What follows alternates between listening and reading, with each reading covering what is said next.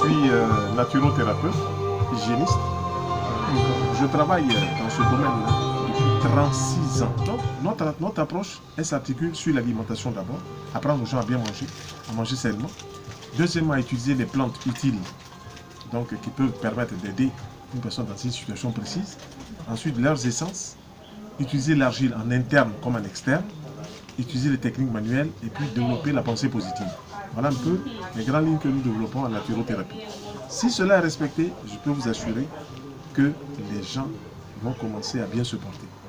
Aujourd'hui, on voit que la science s'intéresse beaucoup à la nature, les plantes. Donc, fait des recherches sur les plantes, surtout africaines. Il y en a autour de 20 000 espèces, alors qu'en France, je crois qu'il y a seulement 7 à 8 000 espèces.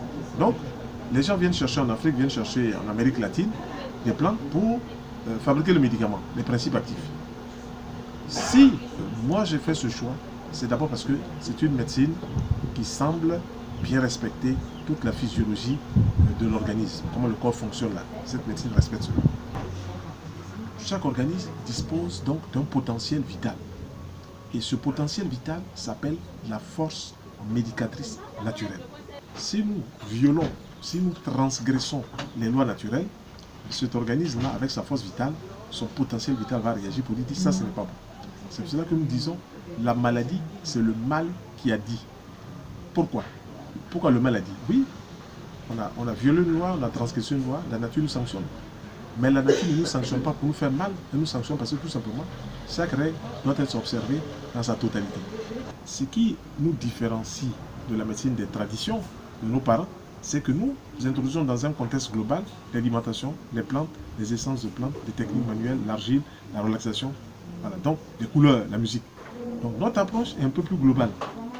Elle n'a rien à voir avec seulement l'utilisation des plantes, on pourrait parler de phytothérapie, voilà, ou même dans certains cas d'herboristerie. Voilà, vous trouvez une maison où le monsieur a plein de plantes.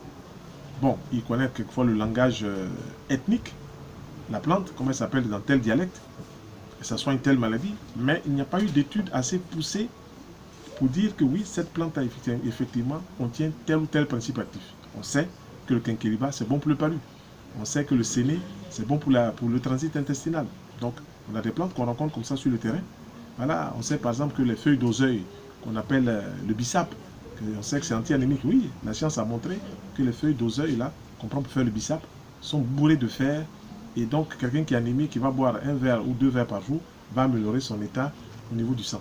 Voilà. Le gingembre a une bonne action sur la digestion, a une bonne action sur la tonicité au niveau cérébral, et aussi a une bonne action sur l'aspect génital chez l'homme comme chez la femme.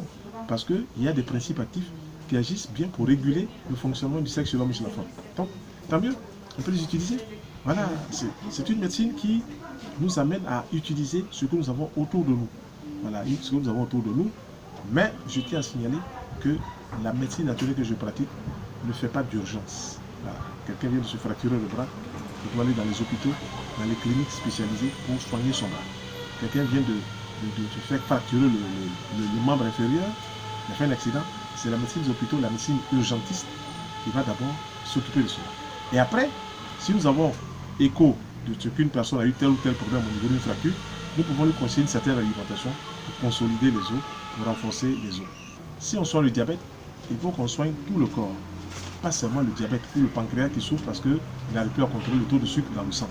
Si c'est l'hypertension, la circulation est surchargée, il faut toujours changer l'hygiène alimentaire. Il faut réformer l'hygiène alimentaire. Voilà. Si on apprend aux gens à être en bonne santé, par une bonne hygiène de vie, par une bonne hygiène alimentaire, par le sommeil réparateur, par la marche, l'exercice physique doux et de bonnes pensées, je peux vous dire qu'on va vers ce qu'on pourrait appeler la longévité. Ça, c'est ce que moi, j'ai pu constater pendant 36 ans. Donc, il faut, à mon avis, qu'au niveau de tous les hôpitaux, qu'on puisse introduire rapidement une bonne hygiène alimentaire. Ce que moi j'ai vu là-bas, ce n'est pas toujours conforme aux impératifs biologiques. Aujourd'hui, on a introduit l'argile en CHU, et un certain M. Aboutou qui fait l'argile au CHU, c'est parce que des médecins ont vu les effets qu'ils ont fait rentrer sur nous, si nous sommes prêts à intervenir dans tel ou tel domaine. Voilà, donc on nous dit, voilà, venez, montrez ce que vous avez fait, et puis on va agir dans ce sens-là.